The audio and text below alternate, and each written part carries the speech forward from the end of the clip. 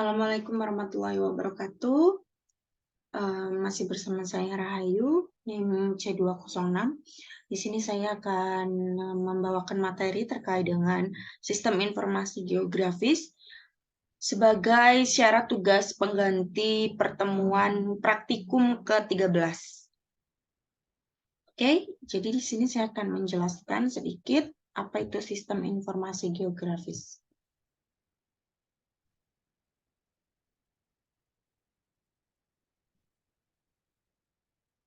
Oke, sistem informasi geografi. Kita akan next.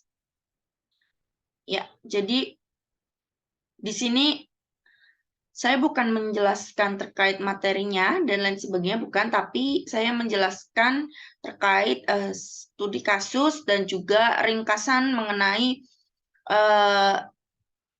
materi ini, seperti itu ya. Jadi intinya saya meringkas jurnal. Nah, jurnal yang saya gunakan itu ada 2, ya. Tapi jurnal yang pertama itu saya gunakan sebagai referensi apa itu SIG, dan jurnal sisanya adalah mengenai pembahasan studi kasus yang dia angkat. Nah, studi kasus yang diangkat adalah terkait dengan scanning penangkapan ilegal di wilayah Ghana ya. Nah, nanti kita akan lihat bagaimana.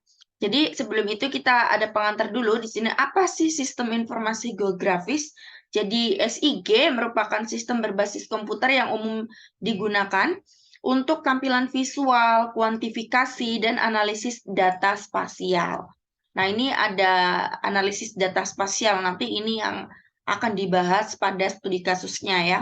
Lalu contohnya yaitu data perikanan yang mengandung komponen spasial dan dapat dianalisis melalui SIG.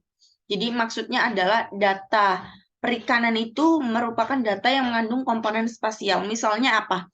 Misalnya ada lokasi penangkapan atau lokasi ikan tersebut pemijah ya, atau apa namanya, spawning ground, terus misalnya ada sebaran mangrove dan lain sebagainya. Nah, itu mengandung komponen spasial. Nah, di sini sudah masuk ke studi kasusnya. Seperti kegiatan penangkapan di perairan Afrika Barat yang terus mendapatkan permintaan global akan sumber daya ikan, sehingga disinyalir terjadi penangkapan ilegal. Oleh karena itu, perlu dilakukan monitoring illegal fishing melalui satelit bumi. Nah, ini di sini ya, terkait dengan SIG-nya, bahwa adanya monitoring melalui satelit bumi. Kemudian, kita next. Ya, di sini ada metodenya.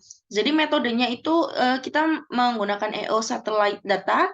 Nah, ini ada fishing vessel dulu. Jadi fishing vessel adalah kapal penangkapan ikan yang mana dia terdeteksi sama yang namanya EO satellite data dan ice system vessel tracking data.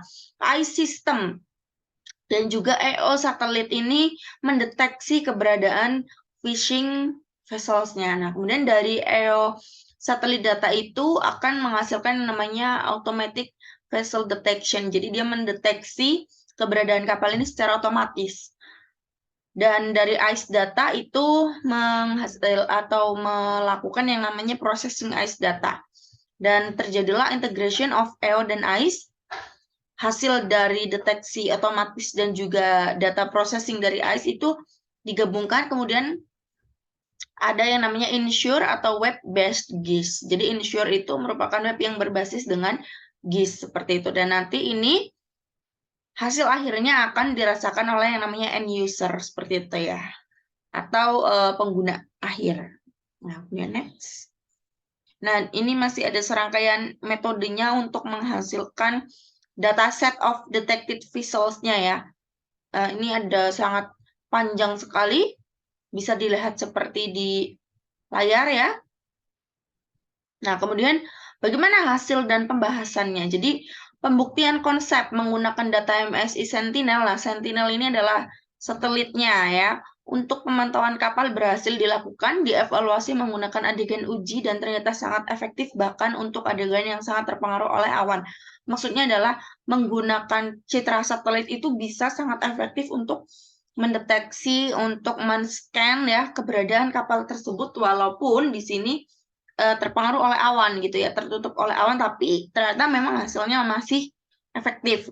Dan rantai pemrosesan untuk data Sentinel-2 ini sedang dalam tahap praoperasional. Kemudian sini dijelaskan bahwa sektor industri perikanan ternyata didominasi oleh kapal-kapal bermesin panjang mulai dari 20 meter hingga 100 meter. Nah, bahkan scanning dari satellite data itu bisa men-scan berapa panjang kapal perikanan tangkapnya ini ya. Kemudian kapal yang terlihat jelas dalam citra Sentinel-1 SAR itu kapal-kapal yang beroperasi di luar zona eksklusif pantai sedalam 30 meter di landas kontinen serta di perairan yang lebih dalam. Mereka menargetkan ikan bernilai komersial tinggi seperti tuna dan termasuk spesies demersal cumi-cumi. Nah, ini artinya terlihat bahwa kapal-kapal ini beroperasi di luar zona eksklusif pantai dengan kedalaman 30 meter seperti itu. Nah, dalam data pengamatan terdapat proporsi tinggi deteksi SAR yang tak tertandingi dengan AIS di wilayah tersebut. Hal ini disebabkan oleh kejenuhan sistem satelit. Jadi maksudnya adalah deteksi SAR ini tidak bisa diimbangi atau ditandingi oleh sistem deteksi dari AIS itu tadi, karena adanya kejenuhan sistem satelit AIS di lokasi dengan kepadatan kapal yang tinggi. Karena kapalnya banyak, seperti itu, sehingga sistem AIS ini jenuh untuk mendeteksi ada enggaknya kapal ilegal itu. Karena volume pesan AIS yang tinggi disiarkan. Sejumlah besar deteksi tak tertandingi dengan perkiraan panjang kapal 20 hingga 100 meter juga diamati selama percobaan, mendukung pernyataan bahwa ZEE Ghana rentan dan memiliki tingkat tinggi kapal yang tidak kooperatif. Intinya adalah dari hasil deteksi ini bahwa zona ekonomi eksklusif di Ghana itu rentan dan memiliki rentan terhadap keberadaan kapal-kapal yang tidak kooperatif. Nah, kemudian kesimpulan dan sarannya, untuk kesimpulan, sistem ujung ke ujung telah dikembangkan untuk memantau kapal yang tidak kooperatif di Ghana zona ekonomi eksklusif. Identitas kapal yang tidak kooperatif tidak dapat diidentifikasi dengan AIS, dan ada kemungkinan besar kapal tersebut terlibat dalam kegiatan penangkapan ikan ilegal. Jadi di sini kesimpulannya hanyalah dugaan sementara saja, karena memang sistem AIS ini tidak bisa mendeteksi secara pasti karena adanya kejenuhan dari sistem tersebut.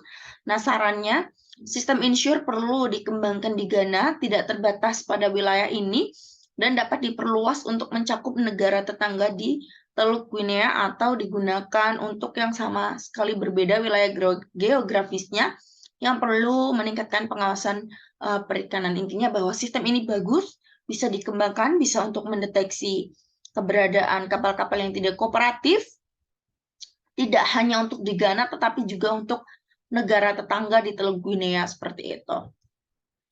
Nah, ini adalah referensi yang saya gunakan ya. Ini Operational Monitoring of Illegal Fishing in Ghana through Exploitation of Satellite Earth Observation and AIS Data, dan Use of Geographic Information System by Fisheries Management Agencies. Oke, mungkin sekian yang dapat saya sampaikan. Apabila ada pertanyaan, silakan disampaikan di kolom komentar dan nanti akan saya jawab. Terima kasih. Kurang lebihnya mohon maaf. Wassalamualaikum warahmatullahi wabarakatuh.